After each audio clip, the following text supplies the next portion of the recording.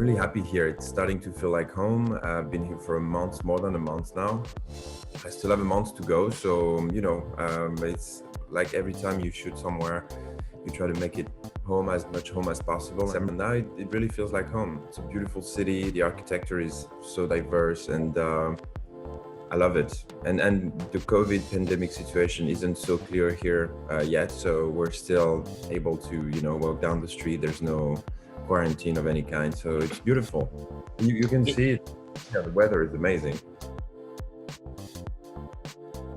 I thought the challenge was to make him a little more than that, just to bring some nuances and make him a little more sensitive. So I love the fact that I could bring a modern touch to him, a modern man touch, like, a man that is not afraid to be weak, sensitive, and in touch with his emotion. And it's kind of lost as well. And I felt that in my career I was also, as an actor, pretty often lost, because you get rejections and nothing is written in stone. So I thought it could be kind of therapeutic to put all those energies into Gabriel and see how people reacted to him.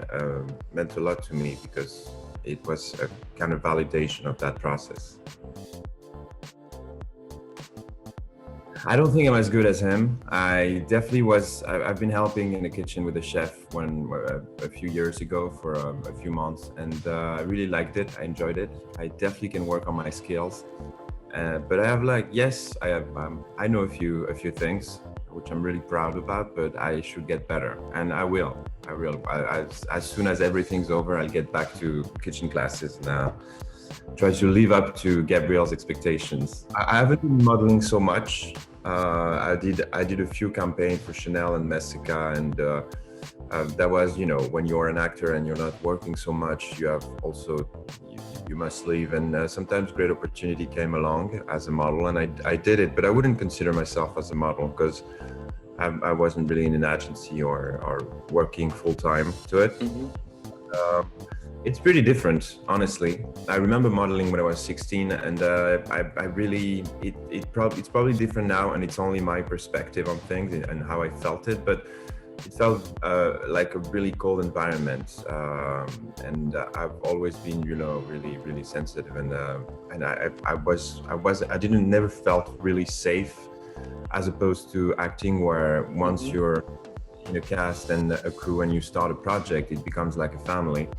And I never had this sense of family in modeling. It was more competitive than that. So it's pretty different in terms of energies.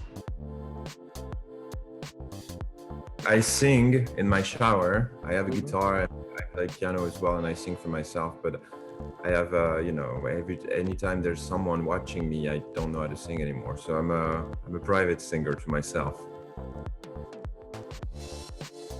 I spent now 15 years in Paris. I was traveling a lot before that, and I really love Paris.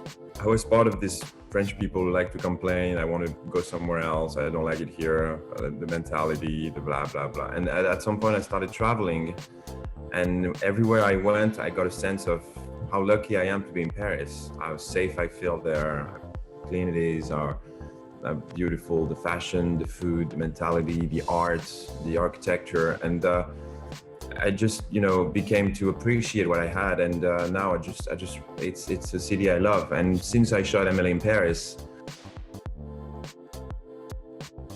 it is, yes, it is, because I've been asked what is it for you, what would be the best possible date in Paris, and I don't think about restaurants and stuff like that. For me, just taking a walk and just, the scenery is so good that there's nothing much to add to that. You just walk and interact with the people, the city. It's an open air museum, so that's what I like the most. I walk a lot in Paris. Everywhere I can walk, I walk. I can walk for 2 hours to auditions, to anywhere I go. It's a big city but a small town. I guess yes, hopeless romantic a little. I had delusions and I got like everybody, my heart broken, but it's part of life, and I never lost that sense of romance. I think, being able to surprise your partner as much as possible and just create that bubble, between the two of you, and just to keep the flame alive is kind of what we live for, that lucky enough to feel that, to vibrate this much, it's all that matters. It's more a thing of little gestures every day, it's to be here and to notify, to make the person feel like she's listened to, considered, and I try as much as possible to be present and be a good listener. I think it's the most important thing. Also communicate as much as possible. Don't anticipate what the person would think or how she would take anything you have to say. Just say things and give the tools to navigate together. And I don't have one particular big things. I like traveling. I like surprising. When my partner is away, just arrive out of the blue, out of nowhere, and be here. I like surprises. When I was in Paris for the first lockdown in March, I stayed home. Like everybody, I had to deal with myself, and for the first time, you're always, with distractions everywhere, commercials, screens, and activities of any kind, and all of a sudden you have to face yourself, things you're trying to avoid all the time, and to ask the question: am I a good roommate to myself? Am I a good neighbor to my own life? And it's hard at points, but I think I did what I needed. Like I really cut myself some slack, and I let myself just live.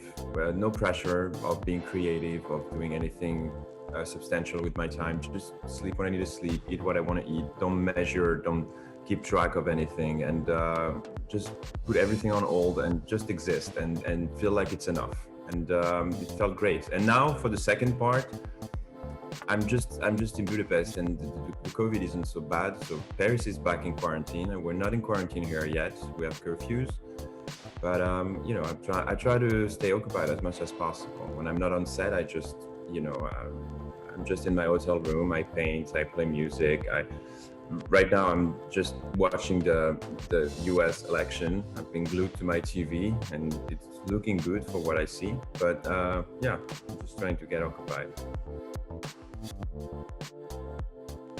I discovered recently on Instagram that you can actually see, like 2 days ago, that you can actually see where your followers are coming from, and I found out that Hong Kong was like first or second on my feed, and I was pretty astonished, and so I just I still cannot understand what's going on. It's still hard for me to navigate all the informations because I'm still in Budapest and far from everything. So except for my phone being having so many more messages and followers, I don't really feel any difference in my life in general. So I guess what I like to say is just thank you, because all the messages have been so respectful and benevolent, and all I got was encouraging, and people telling me how the show allowed them to escape in such complicated times, and it's the best possible compliment, because when we did that show before all of this happened, that was our only vision, was to bring some joy and escapism. So the way the show was received, and especially in Hong Kong, and especially Gabriel's character, I'm very, very humbled by all this, and so grateful for the fans in Hong Kong, and just want to say thank you. No, I've never been to Asia. I've been doing a world tour. I started when I was really young. I did all South America, I did all North America, Central America, I did Europe, I did North Africa, and I always keep Asia for last, because it's, for me, if I go there, I'm gonna stay there for a long time. So I really want to be prepared, have some money aside, and be ready to go there for at least a year or two. So, but it's coming soon. I think by next year I should be in Asia, and I'm really excited about this.